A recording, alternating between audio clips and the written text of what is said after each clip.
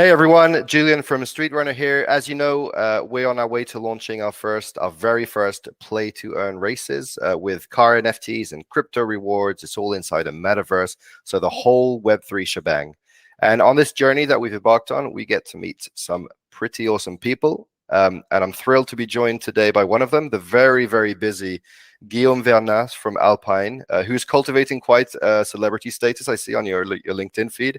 It's great to catch up with you between two events. Thanks for being here. Yeah, hi Julian, how are you doing? I'm great, thanks. So yeah, Guillaume, you're a senior business development manager at Alpine, and you're a key player, from what I understand and from our conversations, in Alpine's strategy with regards to esports, Web3, NFTs. So I mean, look, I've given you the quick intro. I've given the quick intro. Maybe you can fill in everybody in your own words. Just introduce yourself. Tell me maybe first, like, what keeps you busy in your day to day? Is it more esports? Are you more busy by NFTs now? You tell me. So it actually depends on what project is on, basically. So I've been now with Alpine F1 team for now 5 years. And my main role is to do partnership in Formula One. So it's to find partners and companies that want to sponsor our F1 team. So we're part of the F1 World Championship, and we have two drivers, Fernando Alonso and Esteban Ocon. And so that's my let's say one part of my job. Then within the job, like in terms of partnership, I'm like more centered into new technologies and innovative products and companies, which obviously with the boom of Web3 during COVID and the growth like on that aspect, with like many new startups coming on board, like I've been more like starting to work with Web3 companies, NFTs, massive exchange platforms. So we have a partner, Binance, for instance, in Formula One. And so on top of that, I helped the company to build up their Web3 strategy, as well as all our esports activities. I've got a team on the esports side, which is mainly centered around like racing. So that's how probably we met, Julian, around Web3 project, racing. I'm a big fan of like racing in games and racing in real life. And so, the more we can do in that area, the better. Cool. I'm going to get to that. To how did the company get into this world? Because obviously, like all car companies and all brands, like, are really trying to get a foot into this industry. But maybe I'll just ask you, just generally, how did you get into the industry? How did you first get into Alpine? Like, what were the steps?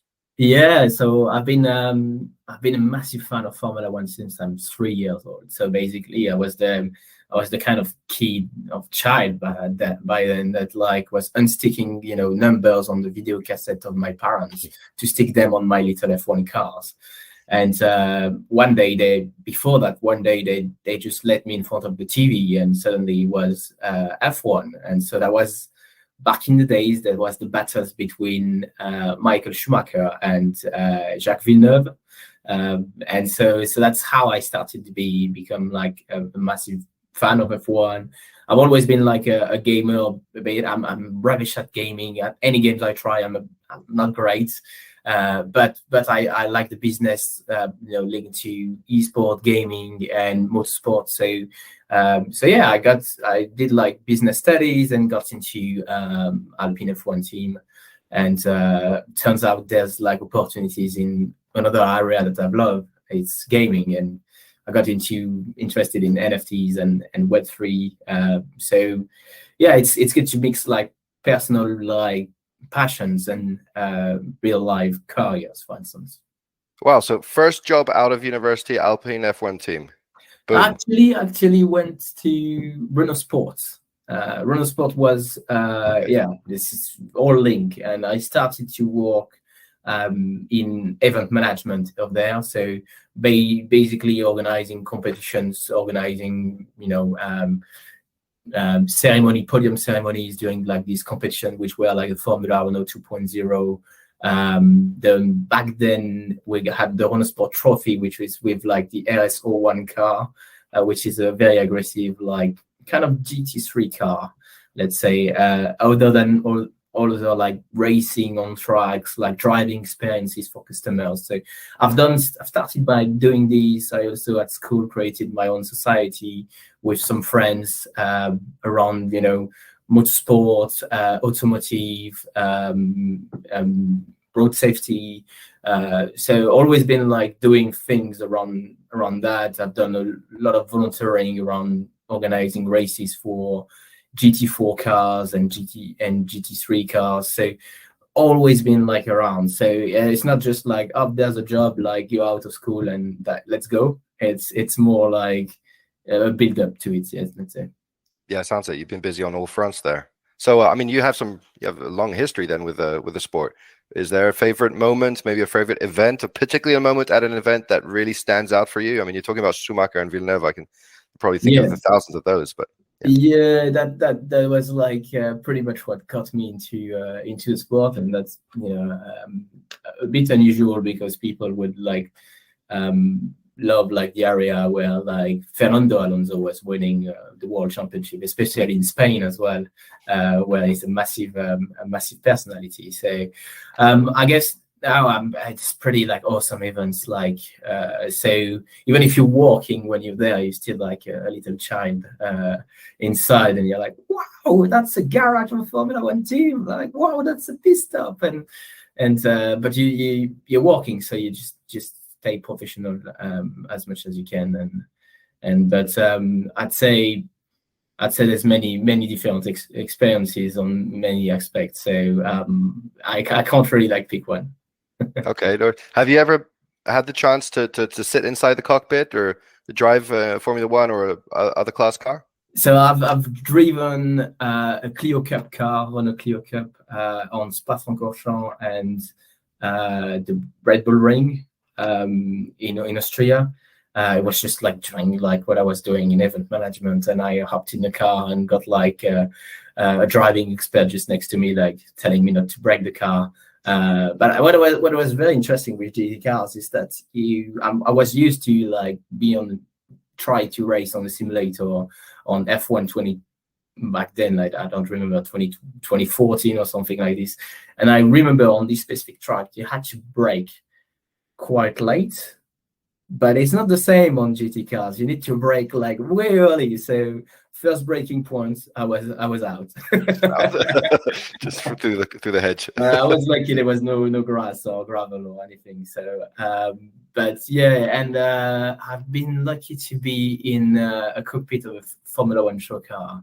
I wouldn't say how, because I'm not sure if it's allowed, but I didn't drive the Formula One car. I drove like a F3000 at Bedford, alongside like a couple of other cars. They have like a wonderful driving experience as well over there. So I had the chance to drive these cars. Yeah, it's pretty impressive, to be fair.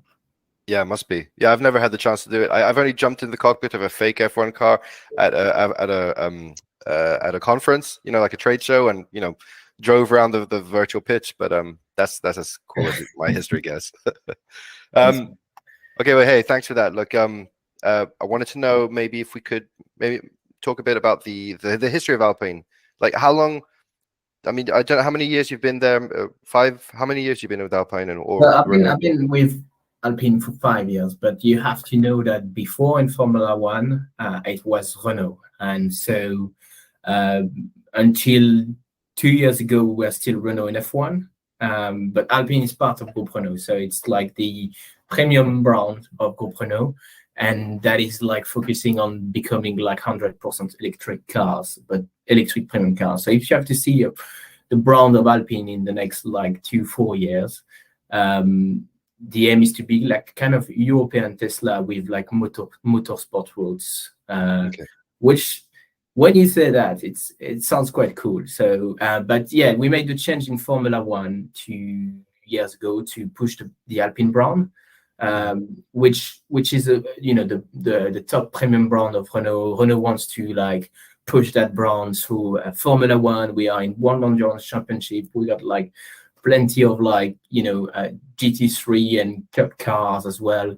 Motorsport is in our DNA. So I just transitioned from Renault F1 team to Alpine, and since then it's a wonderful project with a lot of like awareness on the brand, and we're growing the volumes of cars that we planning on selling. So, and switching to electric is not an easy task either. So yeah, that's the story of Alpine. It started a while ago with a man called Jean Redelé, who was like an Alpine Renault dealer dealership, and he created the brand basically with Renault. And so back then he got cars that got like many rally championship. The car had also like a new model that raced in Le Mans, and had like many victories as well over there. So there's a bit of heritage to that new innovative motorsport brand. Yeah. And by the way, as a part Frenchman, I should be ashamed of saying Alpine. I'm going to switch to Alpine like you, okay? And Renault and Alpine, I'm going to pronounce it correctly. So, I mean, and Albini Sports, do you, maybe you could tell us, like, when did that come about? When did it start, branch? Yeah, so when we made the switch from Renault to Alpine, we used to be in Esports with Renault before that. And part of my responsibility was to create the partnership in Esports. And so I made, alongside a couple of colleagues, we made a partnership with Team Vitality. So Renault was sponsor of Team Vitality, which is now one of the biggest, esports team in France. And when we made the switch to Alpine, we made the decision to stop this partnership and create our own esports team, but solely focusing on sim racing. So sim racing is basically racing in a virtual world. But at competitive level on simulators, high-end simulators, and I can tell you that the competition is pretty high. So we participate to two competitions mainly. The first one is the F1 Esports Series. So all the Formula One teams participate to that competition, and it's on the F1 22 games that developed by EA Games. And the second one is on Virtual Le Mans Series. So it's organized by the World Endurance Championship and by Motorsport Network.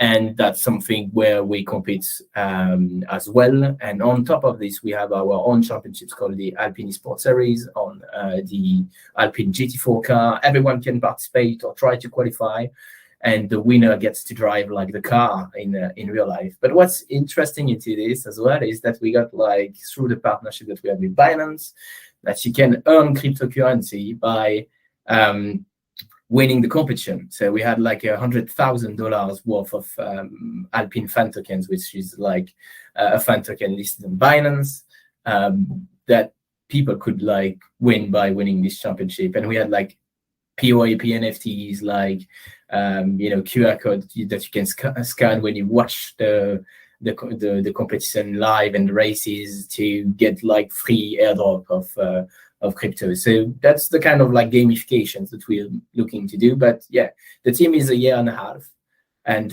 we're doing plenty of things, and it's been really positive so far. That is a lot of things to do in a year and a half. And I like how you said everyone can participate or get the chance to qualify, because I remember a conversation we had recently.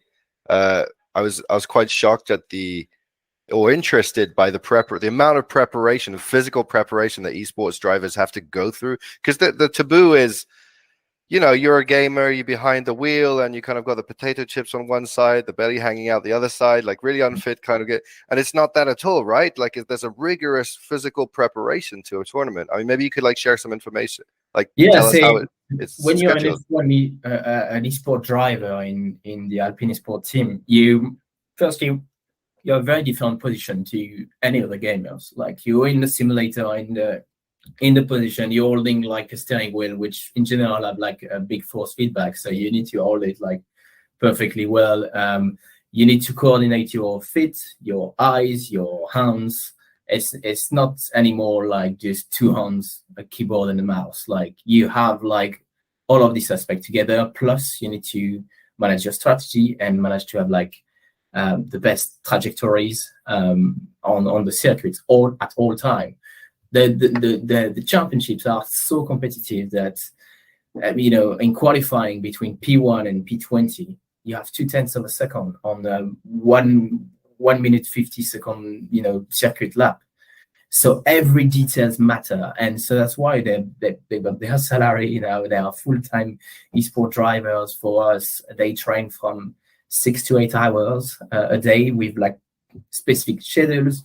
They're basically just athletes, and so we do a lot of things with them. Like it's whether like setup analysis, because you have to set up your car properly as well, and a setup could change like that 1/10 of a second that make you from P10 to P1, for instance. So we work on this with the team quite a lot, and they train as well physically to be more endurance when they're on the simulator, because when you're on long competitions, like you need to be fit enough to do not get tired. And I can tell you, like, if you jump on a simulator with me right now and we race for half an hour, you're going to be knackered after that. And so we work with partners on eye fatigue. We work with like the coordination between, your eyes, your reaction timing, your right hand, left hand, like the reaction time that you will have with this.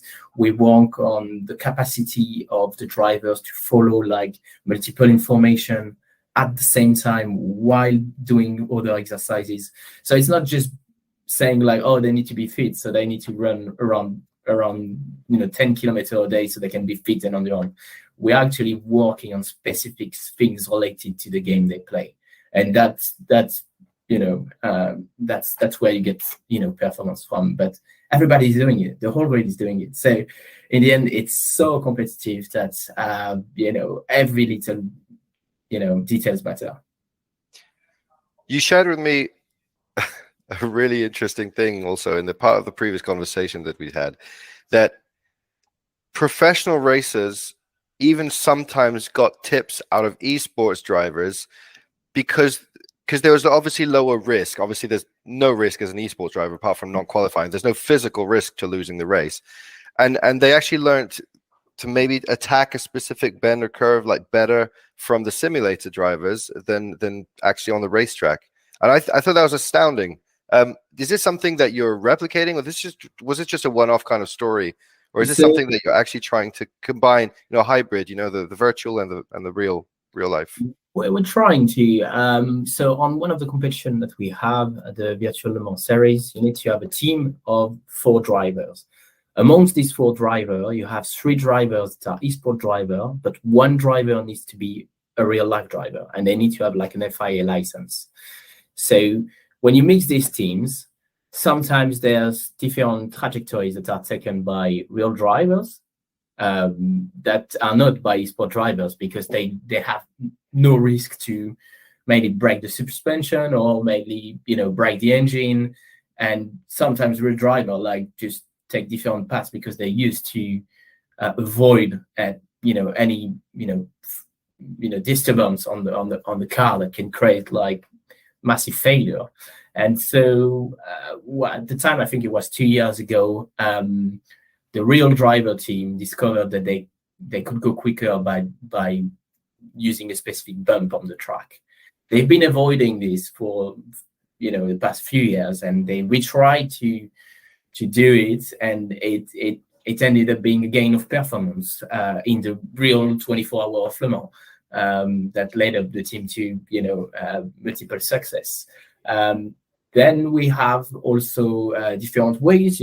Sometimes the circuit is available in the game before it is raced in live. So last year, for instance, we had the Saudi Arabian Grand Prix in the F1 Championship, but it was already in the F1 game. So we had a couple of discussions with our strategy department on getting feedback from our esport driver on how easy is it to overtake on that track, how what's the tire usage. Even if that's a game, they could get like a little bit of information on how to tweak the car for the race weekend in real life. So these are the kind of things that we use, but it goes both ways. Sometimes we say, hey, can you help us with a strategy on that race, because you got all the software. So yeah, these are the things we do, and we're lucky to be in esports associated to such a great panel of great teams. Yeah, for sure. And to be able to taste the hybrid, yeah, both worlds that's awesome.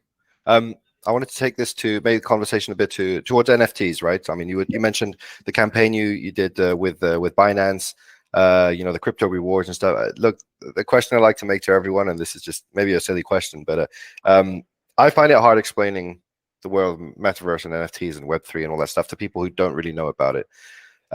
How would you, if you had to explain what's an NFT to your grandmother, how would you explain it? To my grandmother? Yes. That's an interesting challenge. I would say probably would be rubbish at doing this, but I would say I'll take the example of a car. And let's say if you want to buy a car, what the NFT will give you is a certificate of authenticity of that specific car, that everyone can see that's your car. And it's without having any third party. So it's withdrawing, all the services from the dealership, all the third party agencies that will fine you, not fine you, but ask you for a lot of money. So basically you buy a car to Paul and automatically everybody knows that it's your car and you have a certificate of authenticity for that car. But on top of this, that car could, it's a little thing on your phone or on your computer, this certificate, and that can give you access to many other things. So it can give you, everyone can know that you have that specific car and you have your certificate of authenticity, but I can give you access to many perks, 20% discounts on future objects for that car, or fuel, or things like this. And so that's, everything could be done through this. Another example that I really, really like is the pizza. You heard probably this, I think I found this on internet and I thought it was very useful. How useful is NFT for a little pizzeria? And the little pizzeria can decide to, create NFTs. And you say, well, at the moment, it's just brown, massive companies just trying to make some nice communications around NFTs. Oh, we're so innovative. We're in Web3. Wow. It could be useful for a pizzeria because they can say, they can, release some drop of NFTs, saying there's a blue pizza and there's a gold pizza. And the blue pizza, if you buy that little JPEG online, that gives you access to 20% discounts on all the pizza that you will buy. So that's quite useful in the end, because I like a lot of the pizza. So I can go to the pizzeria and say, I got this NFT, I paid I don't know, 20 pounds for it. After some time, for sure, I will benefit from it. And then I can sell it back to someone else. That's wonderful. But then the golden pizza can be, as long as you got the golden pizza, you have unlimited pizza forever, as long as you hold this NFT. So what's happening is you show the pizzeria that you got the golden pizza, but you bought it maybe for £1,000, but you got a golden pizza, and that's an investment. And then you get unlimited pizza, and when I have enough of eating pizza, I can resell it for more expensive or for the same price, or for a little bit of reduced price, but I'm full of pizza, so I'm happy. And so on that, the pizzeria is making royalties forever. And that's a very cool business model for companies. That's cool for customers, because if you love pizza, you can have access to a lot of pizza forever. You don't think about having to pay anymore, or to pay the full price, and you create communities. You create a community around your product and your services. So that's the second example I would use. Yeah. All right, well, congratulations, Guillaume. You've managed to make me hungry for pizza now. Thank you very much. Let's wrap this up as soon as possible. No, I think my grandmother doesn't eat pizza, and she's also bad of hearing. So I'll come back to you on whether you failed or not, you succeeded or not. Let's come back to you mentioned. So you guys have been obviously busy with Binance for the last year and a half. Are there any learnings? Anything you could maybe tell us that you learned from the experience of those NFT campaigns, or I don't know if there's necessarily NFT campaigns. You mentioned crypto rewards, crypto tokens, the fan token. Anything you could maybe any learnings you shared from that? I think we launched our fan token with Binance, and Binance is also a sponsor of the Formula One team and of the sport team. I think we discover many ways to interact with our audience, whether it is by rewarding them like in fan tokens, or making them access things that you can only access if you have specific NFTs or specific like fan tokens, and I can earn money from it as well, because as if the market's growing, like you can resell your tokens at some point and make benefits and enjoy like a unique experience with your team. In terms of NFTs, there's plenty of different categories of NFTs. There are artistic NFTs, there are like fan engagement NFTs, there are gaming NFTs. These ones are my favorites because I think the gaming industry will completely change in the next few years through blockchain. So we've learned that instead of like what a lot of people think, it's not just a JPEG or a video that you sell to people for incredible prices because there's a boom. It's more like how you can renovate your company and the way you interact with your customers and your fans in a very innovative way. But I think there's still a lot of challenges, technological challenges, because us, it's fine because we understand the market, we understand how you get from getting a wallet to get an NFT to use an NFT. I think there's a lot of barriers of entry for my grandmother, for instance. Oh, for sure, for sure. But it's not unheard of. But yeah, so you've given like tons of examples of a utility for NFTs, which is the big one. It's been for some time now. If you just quickly summarize maybe the best utilities they're given for NFTs, maybe the best top two for you. Top two utilities. The first one, I think at the moment, the main audience for NFTs is looking at investments and making money. That's the main users that we have at the moment on the market, according to me. You might be more of an expert than me on that area. I'd say the NFT needs to be giving return on investment. So basically, if I buy like a car in a game, a horse or something like this, I need to be able to stake it or to loan it to make money, and it needs to keep its value. So return on investment is the first utility for an NFT, because if we don't have this utility, then it needs to provide something else. And the something else for me in gaming is pleasure. It's pleasure, unicity, something unique. There are children buying like skins on Fortnite, and they just love looking at their character, love playing with that skin. NFTs is the same. Like you have a utility. You buy a car in Street Runner, for instance. You buy a car, you want to enjoy using that car because that's the car you want to play with in the game. And that's a utility because it's rewarding yourself. So it's the same, it has perhaps a return investment, but it's less important because you're buying a product. If you know what I mean. So these are two utility that I would say are the most important, according to me.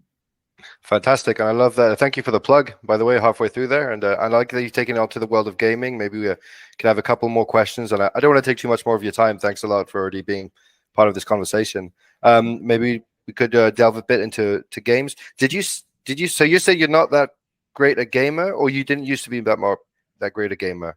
At racing games, I'm not too bad, but again, like I'm having professional drivers, so I'm rubbish compared to them. But I'm not too bad on the simulator. I'm trying because I need to understand what's the game, how we can interact with it, what we can do. So I need to understand that. I discovered esports through a game called StarCraft 2. So I used to game on PCs, keyboard. I used to be like that little nerd, but not too much of a nerd as well. So I was not good enough as well. I played a bit of World of Warcraft as well back in the days. And again, my friends were making fun of me because I was, like very good people use only the keyboards and just the mouse to click on the bad guys in the game. I was using most of the time the mouse, so I would be super slow and have problems. So you didn't know all the shortcuts then? Yeah, I wasn't good at doing that, so they called me the mouse guy. And yeah, you were so, outcast by the nerds. yeah, no. exactly. So no, but yeah, I just like video games overall. I think it's a really good things to train your brain in numbers, in reactivity, in organization skill, depending on what you play. As long as you don't play maybe too much and it gets over your social life. Yeah. But yeah, I for sure. Play responsibly. Yeah, absolutely. We're firmly behind that one. What about crypto games? Have you dipped in at all into the frenzy of crypto games, play to earn games? I tried to. It was still in beta. When I had some time a bit earlier this year, I tried to download Street Runner and start gaming, but I think it was just a little bit too early. Now I should make the move. I tried a game like really early on. I think we were still in the global pandemic, and it was a game where you buy your farm and you have to farm and mine stuff and woods and then resources, and then you need to resell the resources to have a bigger farm, and it's all in the same crypto, and then you can resell crypto. And I don't remember the name of that game, but I tried it and I realized I was too late. There were like all these people with these massive things, and I'm like, oh man, I need to put again like $10 on it. So yeah. I've tried like a couple. I've tried a game called another racing games on the blockchain, but the graphics were not like high level. So I think I need to create my account on Street Runner and get racing in the metaverse. There's the other plug. Thank you again. Yeah, it's the complication. I mean, you see, there definitely is a void. I mean, there are cool companies that are bridging that gap between like AAA games you'd find on Xbox or PlayStation, and then crypto games, with less of a less good gameplay. There are definitely companies and games nowadays that are bridging that gap, but there's still too much of a void between the two. And it's normal because the AAA, industries, you need like 46 or $100 million to develop something like this, that quality. Look, just take it back maybe for one last question to racing. Can you recommend any cool VR gear for racing? Something you've tried maybe particularly recently? I've never tried like VR racing, but I'd say find something like I think it's Oculus Rift or something like this. Where find a headset. The best game I would say to do it with, and I'm talking like on traditional games, might be Assetto Corsa, because just the graphics are insane, and you really feel like in the car. But that's more a game for purists, I think. I guess if you're just a fan of F1, you can use the F1 22 game in VR mode and just enjoy racing. I think it's very immersive, but you need a simulator for that. Yeah, fair enough. Well, Guillaume, let's wrap this up. Do you want to plug anything, like any links we should go to, maybe an upcoming campaign, something personal you're working on outside of Alpine? What's next for you? Like, just look at our follow Alpine Racing on social media. That's where we communicate on esports topics. If you haven't watched yet, watch Drive to Survive on Netflix. It's the documentary about F1. If you think F1 is just car racing in circles, you might be surprised by how much you end up liking it. So that's we got a couple of news going out on Web3, NFTs, gaming, and all these things. So stay tuned on that. But follow Street Runner. Yeah. All right. Thank you very much. All right. Well, thanks a lot for your time, man. Best of luck for the future, and we'll be in touch soon. No worries. Thank you, Julian.